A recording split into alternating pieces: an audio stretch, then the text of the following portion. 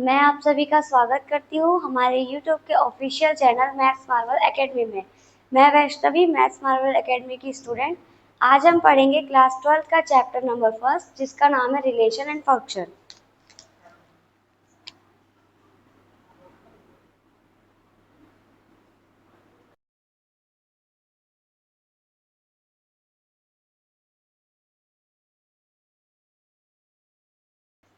Chapter का नाम है रिलेशन एंड फंक्शन।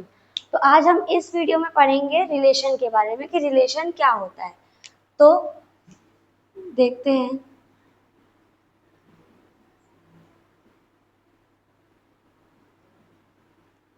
अगर मैं आपसे पूछूं नॉर्मल लैंग्वेज में कि रिलेशन क्या होता है, तो आप बताएंगे जैसे मेरा मेरी मम्मी के साथ रिलेशन, चाचा का अपने बड़े भाई के साथ रिलेशन, माँ बेटे का रिलेशन, ऐसे नॉर्मल लैंग्वेज में इसी को रिलेशन कहते हैं।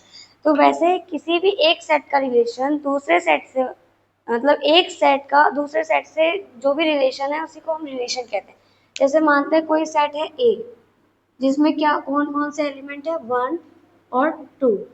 और कोई सेट है बी, जिसके एलिमेंट क्या क्या है, 3 और 4। ये क्या है, सेट है। सेट क्या होता है, आपने क्लास 11th में पढ़ा होगा। Well defined collection of object क्या होता है, सेट होता है। तो वैसे यहाँ पे हमने दो सेट ले लिए हैं, इनका रिलेशन कैसे निकालेंगे, ए क्रॉस बी करके। सबसे पहले तो जो 1 है उसका रिलेशन 3 से बनेगा, 1 का रिलेशन 3 से। फिर बनेगा 1 का रिलेशन 4 से। फिर बनेगा 2 का रिलेशन 3 से। फिर 2 का 4 से। तो ये आ गया हमारा रिलेशन। हमको ये चीज़ ध्यान में रखनी है कि जब भी कोई रिलेशन जो ए क्रॉस बी है वो क्या है, रिलेशन है। वो हमेशा जब भी कोई रिलेशन हम निकालेंगे वो क्या होगा, ए क्रॉस बी का हमेशा सबसेट होगा या तो फिर उसके इक्वल होगा। जैसे कोई एग्जांपल लेते हैं, लिखा है कोई रिलेशन है ए, जिसमें बोला है एक्स वाई सच दैट जो एक्स है इक्वल्स टू क्या है, वाई का स्क्वायर। अगर हम देखें, अगर हम x की वैल्यू 2 लेते हैं तो y की वैल्यू क्या आनी चाहिए, 4 आनी चाहिए। तो अगर इस रिलेशन में देखा जाए तो ऐसा सिर्फ एक यही पॉइंट है, 2 और 4। अगर मैंने x की वैल्यू 2 ली है तो मेरी y की वैल्यू क्या आ जाएगी, 4 आ जाएगी, है ना।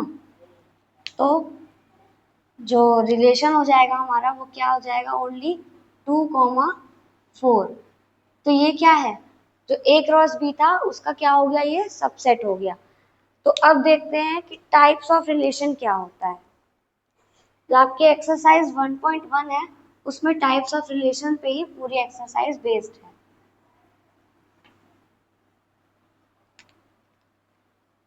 टॉपिक का नाम है types of relation.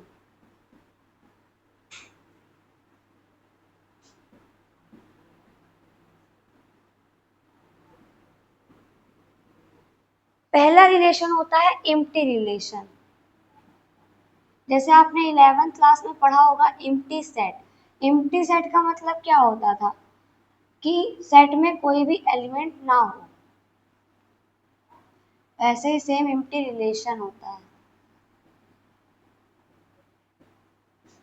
Empty relation जैसे अगर मैं कहूँ मेरा जो ए क्रॉस बी है, ए क्रॉस बी मान लेते हैं 1, 2, 2, 4, है ना, 2, 3 ऐसे दिया हुआ है कोई भी हमको रिलेशन। अब बोल रहा है कि जो x, y सच दैट जो भी हमारा x होगा वो किसके इक्वल होगा, y के क्यूब के, है ना। तो ऐसा तो कोई भी सिचुएशन हमको दिया नहीं है। अगर हम यहाँ 1 लेते हैं तो 1 का क्यूब करने पर हमारी वैल्यू क्या आनी चाहिए, 1 आनी चाहिए। और यहाँ पे क्या दिया है, 2। इसका मतलब ये भी फॉलो नहीं करेगा और ना ही ये फॉलो करेंगे। तो हमारे पास कितने एलिमेंट हुए, 0। तो हमारा जो रिलेशन हो जाएगा वो क्या हो जाएगा, एम्प्टी, मतलब खाली हो जाएगा, जिसको हम ऐसे भी डिनोट करते हैं। नेक्स्ट है यूनिवर्सल रिलेशन।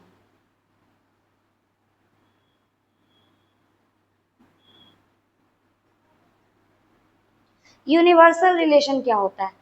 जब भी हमारा ए क्रॉस बी में जो भी एलिमेंट है ना, वो अगर सारे के सारे रिलेशन में आ जाते हैं तो वही हमारा यूनिवर्सल रिलेशन होता है। मतलब अगर मेरा जो रिलेशन मैं निकालूंगी, जो मेरा ए क्रॉस बी आया है वही मेरा मतलब रिलेशन भी आ जाएगा, तो मेरा क्या हो जाएगा? यूनिवर्सल रिलेशन हो जाएगा। उसी को हम क्या कहते हैं? Universal relation. नेक्स्ट है, इसके जो है सब टॉपिक भी हैं जिसमें 3 टाइप्स के होते हैं। पहला होता है रिफ्लेक्सिव, दूसरा होता है सिमेट्रिक और तीसरा होता है ट्रांजिटिव। तो पहला क्या होता है? रिफ्लेक्सिव। रिफ्लेक्सिव रिलेशन क्या होता है? रिफ्लेक्सिव मतलब कोई एक ऑब्जेक्ट है हमारे पास, उसी की सेम इमेज होना क्या होता है? रिफ्लेक्शन। तो वैसे ही रिफ्लेक्सिव रिलेशन क्या होता है? जैसे अगर हमारा कोई रिलेशन है, उसमें हमारा एलिमेंट क्या हो जाएगा? ए हो जाए, है ना, बी हो जाए। जो हमारा रिलेशन है वो किसको बिलोंग करेगा? ए को, बी। ये ये वाला ए किसको बताता है? एक्स को, और ये वाला ए किसको बताता है? वाई को। तो जब भी हमारा जो कोऑर्डिनेट जो भी एलिमेंट है वो जब सेम होंगे, यहाँ पे भी ए यहाँ पे भी ए, तो वो क्या कहलाएगा? रिफ्लेक्सिव। जैसे 1,1 है, 2,2, मतलब हम x की वैल्यू 1 रखेंगे और सॉल्व करने के बाद हमको y की वैल्यू भी 1 ही मिले, तो वो क्या हो जाएगा? रिफ्लेक्सिव रिलेशन हो जाएगा। सेकंड है सिमेट्रिक रिलेशन।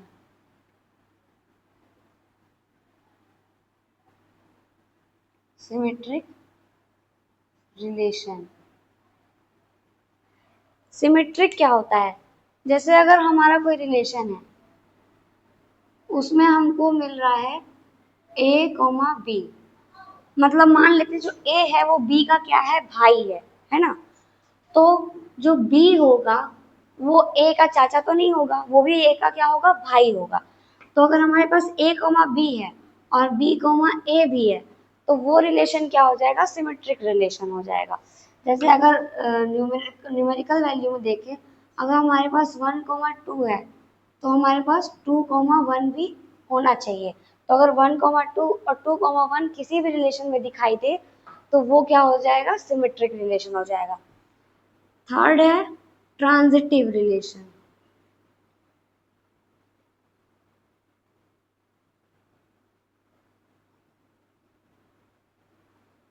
इसमें क्या होता है?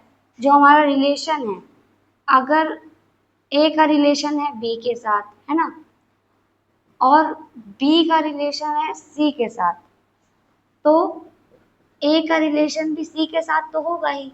अगर ए जो है बी का भाई है और जो बी है वो सी का भाई है, तो अगर वैसे देखें तो ए भी जो सी का क्या हो जाएगा? भाई हो जाएगा। तो वैसे ही ए बी, बी सी और ए सी, अगर ऐसी कंडीशन किसी भी रिलेशन में दी है तो वो क्या हो जाएगा? ट्रांजिटिव रिलेशन होता है। लास्ट है एक रिलेशन जिसका नाम है इक्विवेलेंस रिलेशन। इक्विवेलेंस